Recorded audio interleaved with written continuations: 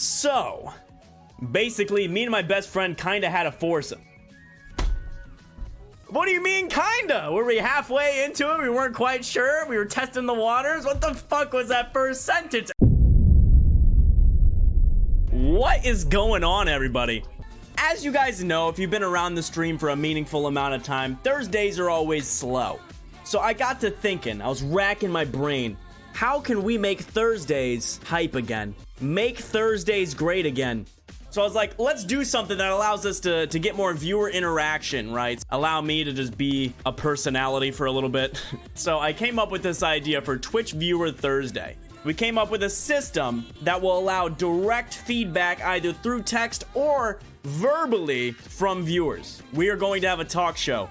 This week's topic is confess to the stream. Allow me to hop into the studio. So here we are, live in the stew. I smoked cocaine once. Type it in the fucking form! Response number 1 from Nate. Their confession today. I broke my friend's arm in 6th grade. We're off to a great start. At our middle school, we had a seesaw, and it gave me the idea to try to launch each other off of it. Eventually, we put our lightest friend on one end. On the other end, me and 2 of my other heavier friends all decided to jump onto the seesaw, launching my lighter friend 6 feet into the air. Homie lands on his hand to break his fall, but his fall wasn't the only thing he broke. Next thing we know, the ambulance is rolling up. Homie's still screaming on the ground, and how we snapped the bone in his arm in half. He's always been a drama queen. Fucking drama queen! Homie snapped his radius in 3 pieces. Thank goodness healthcare is free in Canada, thank goodness. Otherwise, the 3 of us that launched him would owe him a lot of money right now. Bro said, so I totally ruined this man's ability to like grab things for the rest of his young life. That I'm not concerned about. I'm just happy that the healthcare is free so I don't owe this fucker any money.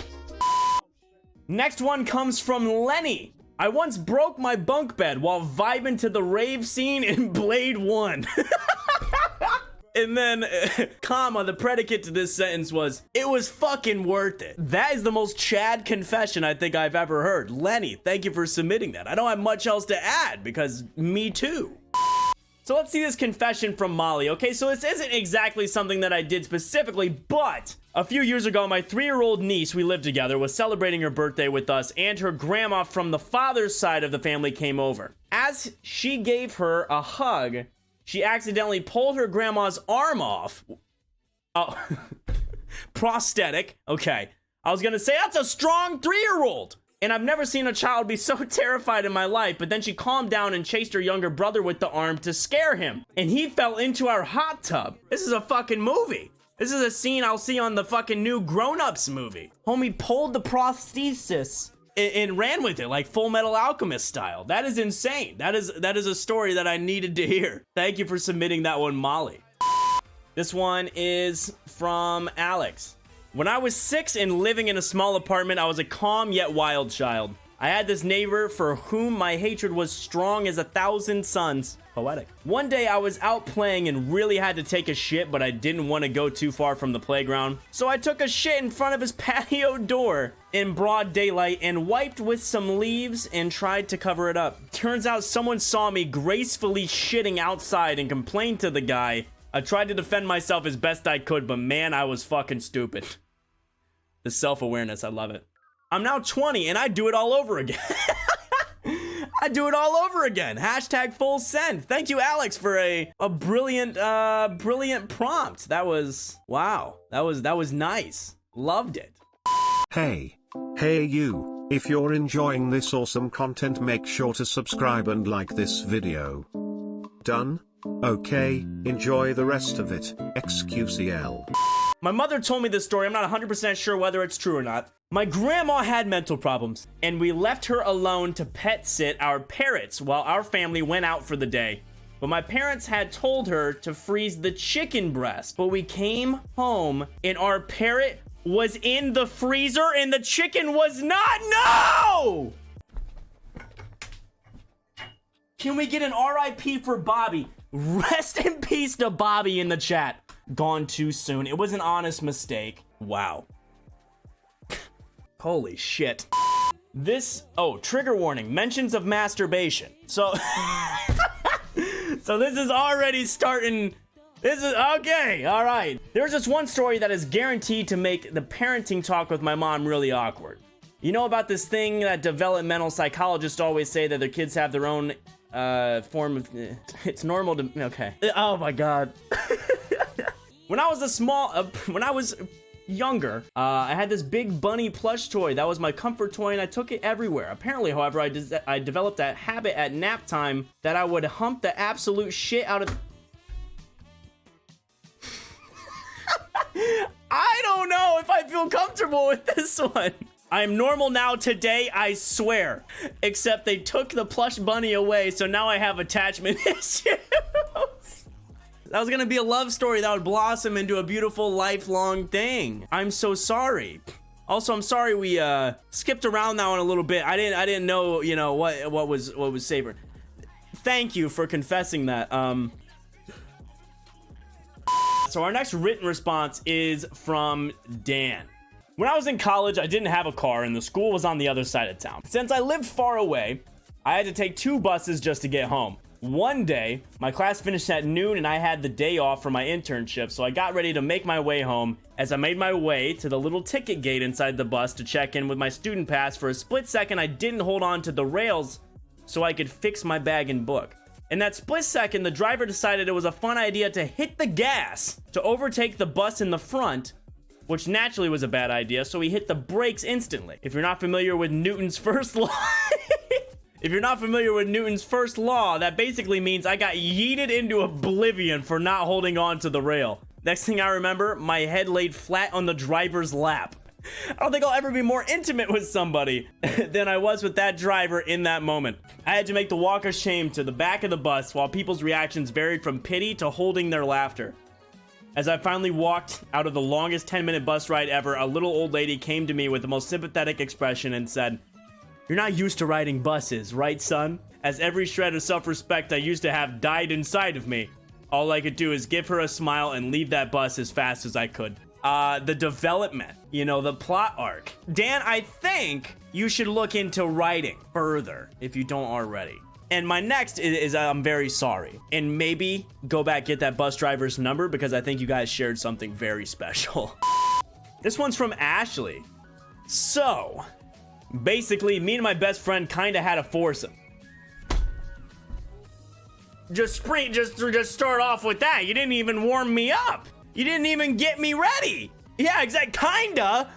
What do you mean, kinda? Were we halfway into it? We weren't quite sure. We were testing the waters. What the fuck was that first sentence, Ashley? So my best friend and I were chilling with an old high school friend, a boy, and we got high and drunk, naturally, crossed. We started to do truth or dare, and it got sexual. My friend and I got horny, and I got with the old high school friend and started sexual stuff, and my friend didn't want to do a threesome, so we asked a friend of the old high school friend to join, so then the 4 of us had sex in one room. Frogzilla says, we slipped. You know, we accidentally started bumping fuzz, all 4 of us in one room. Kinda just started doing it, you know what I mean? Wish I kinda had a foursome, that's what I'm saying. I'm down, astronomical. We have one from Zach. I must be honest, I'm not ashamed or feel any regret about what I am about to say. When most people poop, oh God, they sit with their booty cheeks on the toilet seat. Typical, yeah. However, I have recently started standing over the toilet while I poop. This man is enlightened. He knows something we don't. Let's continue to push forward here. I like to see how big of a splash I can make, and I've begun measuring how far the water gets out of the toilet. It feels like a water park ride without even having to leave my home. I have even begun wearing a swimsuit every time I go to the restroom, which has caused some people to give me strange looks. What? Huh? And we have a voice caller in. Allow me to head back to the Bebop call center. How are you doing, caller? I'm doing all right. How are you, Johnny? I'm doing fantastic. Well, I don't have much time, so I got to make this quick. When I was 17, I had 3 jobs, right, in high school. Yep. And one of those was janitorial overnight. I worked with it was directly with my boss. And her sister would work there occasionally. Her sister was 35. She had 5 kids. And I needed somewhere to live right out of high school. So naturally, I started staying with her. And I think 3 days into the stay, I hooked up with my boss's sister. Oh, she didn't know about it for like 3 months. So easily the proudest achievement, the biggest accomplishment of my life. And her current husband, I guess, they weren't together. And he was a very rich man, but he wanted nothing to do with her. She wanted nothing to do with him. But 3 months later, we got caught. And like after it was already done, or like in the act? Oh, I mean, you can only hear so many noises through the wall, Johnny. W's in chat. Okay, continue. And well, it was just awkward. I mean, I gave it about a week, and then I ended up having to leave. So she went down to Georgia with her ex-husband. It was wild. I don't have time. I have to go. Farewell. You can't just leave me like that, bro. What the fuck? Okay. Fist bump to you. Thank you for jumping in on a call. Very nice to talk to you. I appreciate you being here. Bro, they can't just hit me with that and then leave. Homie really just admitted to fucking his teacher's sister. This one's from Callie. I'm excited. Callie says, hi, I have a thing. So while I was still back at home, the Spidey that broke into my car a while back came back and broke into my car again. There was a very large spider that was in Callie's car that she indeed lost. She then adds in parentheses, I need to learn to shut my fucking windows, mate. I've named him Alfred, like the pasta. Because there's so much crossover between the 8-legged flesh demon and pasta. I agree. Anyways, so my mate had gotten cheated on by her toxic ex fucking weasel, I tell ya. So we took Alfred to his flat and put him in a cereal box. Callie, no! You did not. There is no shot. You put Alfred in a... That man is never going to eat cereal again. But at the end of the day, I mean, he cheated, tox, ex-fucking weasel. So obviously there's a lot of pent-up negative energy there. So fuck that dude. He deserved an Alfred in his mini wheats. So there was Twitch chat's confessions. Thank you guys for watching. If you want to be a part of one of these streams, you can tune in at twitch.tv/JonnyBebop. You can find us live at 5 p.m. Eastern on Sunday, Monday, Thursday, and Friday. Hopefully we get to see you guys there live. Thank you for watching the video. Subscribe, like, comment, all that good stuff. Stay safe, stay healthy. Thank you for being here. Mwah! Yeah. I would do crazy stuff when I was young too. I remember one time specifically, I would do front flips off of tables. Like I would set something up to do a front flip off the table onto a couch or something. And I was in my brother's room and I was doing it off an air hockey table into his bed. I ripped a real good front flip, missed the bed entirely and cracked my head open on the ground and stained the entire carpet with my young blood. That's... Uh-oh.